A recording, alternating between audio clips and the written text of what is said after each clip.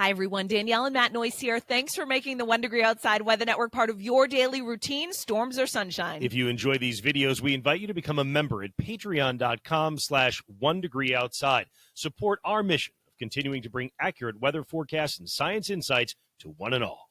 This 1 Degree Outside video is brought to you by CrackX Foundation Crack Repair and Waterproofing. 40 years of prompt and economical service to New England homeowners, builders, general contractors, home inspectors, management companies, architects, and engineers. Be sure to visit crackx.com and mention 1 Degree Outside when you make your appointment for an incredible discount.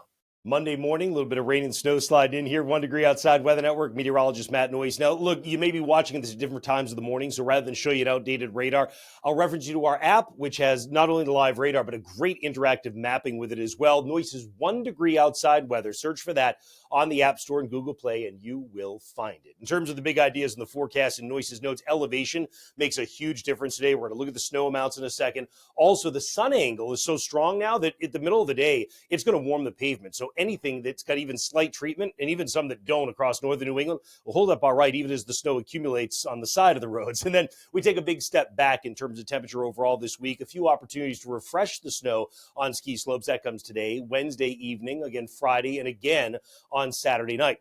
Feels like forecast just raw, no matter where you are. We go over to rain in a lot of southern New England, but it never feels like more than the 20s and 30s. So it's the rain jacket. It's probably the winter shoes, maybe the rain boots in some of southern New England, but a sweater under the rain jacket, probably a real good idea for you. In terms of the radar forecast, you can actually get that on our live radar on the app as well. Just put it into past plus future mode, and you can play it out for the next few hours. But bottom line, by late morning, you can see it's still a little bit of mix and pink here, but the temperatures are running above the melting point. The farther north you go, it's pretty light precipitation that's coming down. And again, even as we go to the late morning and midday and the temperature hangs near 33 or 32 in northern New England, it's going to snow. It's a wet snow, but it'll be able to add up. But again, the thing of it is, with the sun through the clouds, you're going to warm the pavement, so it's not a huge impact on the roadways overall. Central and southern New England, from southern New Hampshire point south, you're over to rain pretty quickly here over the course of the mid to late morning into the midday. By 3 p.m., it's pouring in a number of spots. And actually, if you get enough of this moisture to kind of focus in Eastern Maine, which we think it will, watch this, you get this whole feed of moisture comes up in Eastern Maine. You may get the highest amounts here with a couple of power outages by the time all is said and done because the heavy, wet consistency of the snow. Back edge to it, generally about 5 or 6 p.m., comes in from Worcester to Boston, and then you dry out more as you head to the overnight tonight. We may be able to freeze up in some of northern New England for a little bit of black ice where the moisture's left in the roadways. Most of us probably won't find that happening in the overnight period. So how much snow are you getting? You're not getting that much in southern New England. It's a little coating where you see the gray here. Then you pick it up to an inch where you see some of the white that shows up when you come across the state line in New Hampshire around Ringe. You can get about an inch. Jaffrey may get more like 2, but in the higher terrain. This is what's amazing. If you take a look and find where you're going to be anywhere between central Vermont, the upper valley, or running in through the lakes region, the mountains, right, even central to southern New Hampshire, what a difference elevation makes. From 1 to 2 to 3 to 4 to 6 to 4 to 3, back up to 6 or even 8 in the summits, right? You do the same thing in the upper valley and in any of the valleys that are around the presidentials. You do the same thing up by Littleton.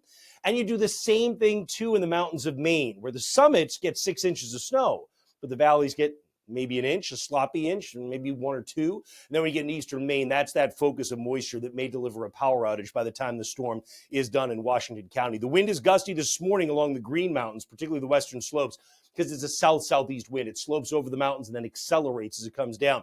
It'll accelerate in Eastern Mass and Rhode Island, too. That'll happen as we get to the midday, the early afternoon, some gusts over 30. And then it shifts and goes much, much quieter as we head to the evening and the overnight tonight. Once a cold front comes through, shuts off the rain and pretty much shuts off the wind. So that, again, tonight, you might get some freeze up going on some in northern New England. Most of us will not have to worry about that overall. So that takes you out through the next 24 hours. And I can tell you, basically, once we dive into the midweek, the cool air is with us. You'll see that in our Sunday evening essentials, still posted on our website and atop the home screen of our app. And, of course, you can grab your merch for all this new kind of spring weather, swag.onedegreeoutside.com. See you again with insights coming up later on this morning.